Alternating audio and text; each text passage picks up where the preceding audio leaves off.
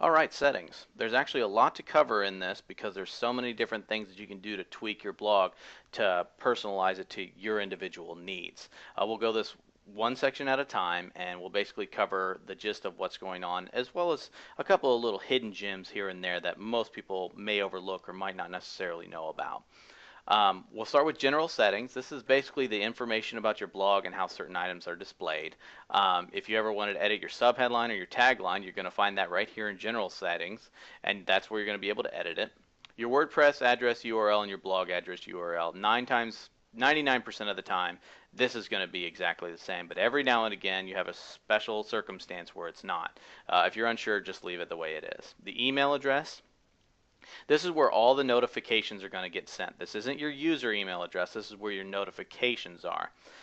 So after a while, let's say that you start to get a lot of comments and you start to get a lot of users registering all the time, you may want to switch that to a general catch-all email address that gets processed and funneled away somewhere.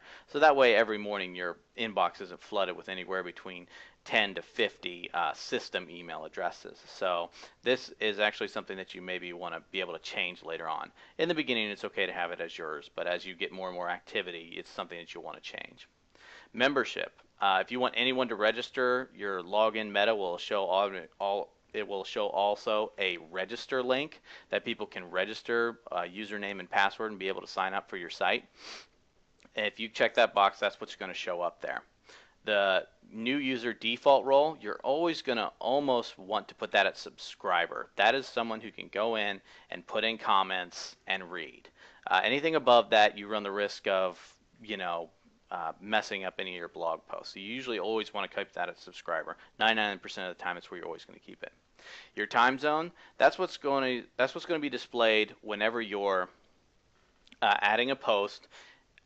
It's going to show your local time to the rest of the world after you've added the post. So date format, if you're in a different country and your dates showed up a little bit differently, you can change that here. Same thing with time. And also the week starts on. This applies to the calendar in your sidebar. So if you want your week to start on Sunday instead of Monday or whenever, or maybe if you have an internal blog for employees and the pay period starts on Thursday, sometimes you maybe want to adjust your calendar accordingly. So, and that is all for the general settings.